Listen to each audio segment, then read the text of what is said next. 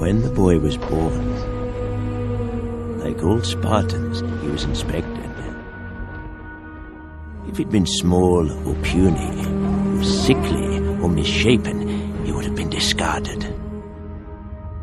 From the time he could stand, he was baptized in the fire of combat, taught never to retreat, never to surrender, taught that death on the battlefield in service to Sparta was the greatest glory he could achieve in his life.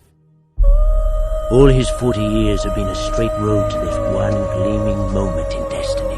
Oh, King Leonidas! There's one radiant clash of shield and spear, sword and bone, and flesh and blood. His only regret is that he has so few to sacrifice. Is this all of them? As you ordered. 300.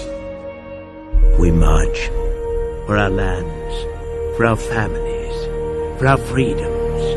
We march. For honor's sake, for duty's sake, for glory's sake, we march. They are the hunters of men's souls. They cannot be killed or defeated. Not this darkness. Not these immortals.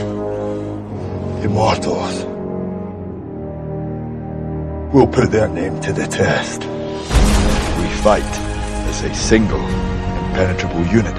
That is the source of our strength. Hold! Each Spartan protects the man to his left, and I the neck with a shield. A single weak spot, and the phalanx shatters. It isn't wise to stand against me, Leonidas. Imagine what horrible fate awaits my enemies when I would gladly kill any of my own men for victory. And I would die for any one of mine. This is where we hold them! This is where we fight! This is where they die! Remember this day, for it will be yours for all time. You still here?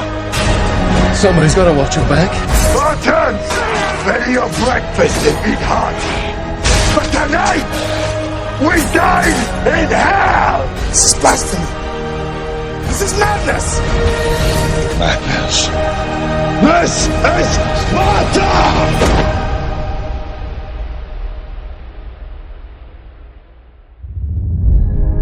Only the hard and strong may call themselves Spartans.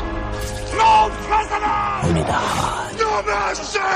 only the strong.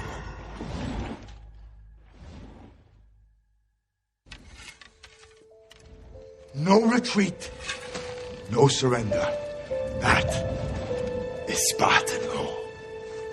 And by Spartan law, we will stand and fight and die. A new age has begun.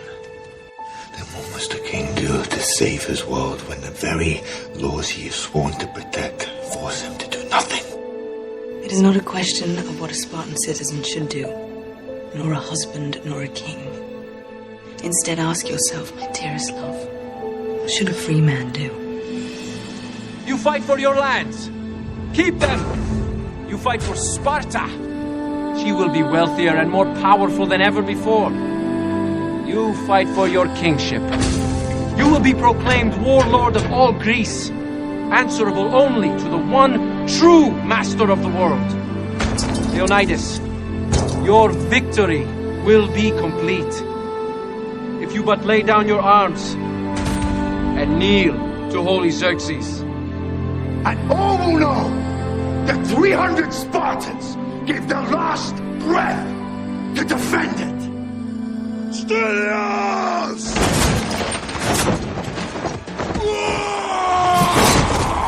It's been more than 30 years since the wolf in the winter cold. And now, as then, it's not fear that grips him, only restlessness. A heightened sense of things.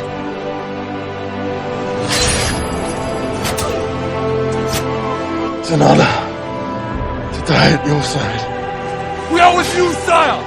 For Sparta! For freedom! To the death! It's an honor to have lived at yours. My queen! Goodbye, my love. He doesn't say it. My wife. There's no room for softness. Not in Sparta. No place for weakness. My love.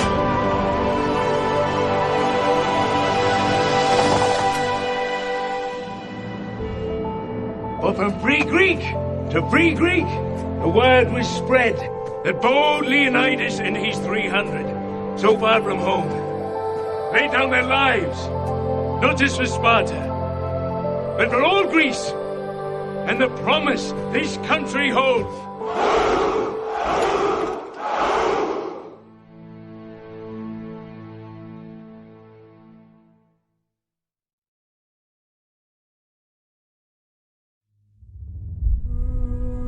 When the boy was born, like all Spartans, he was inspected.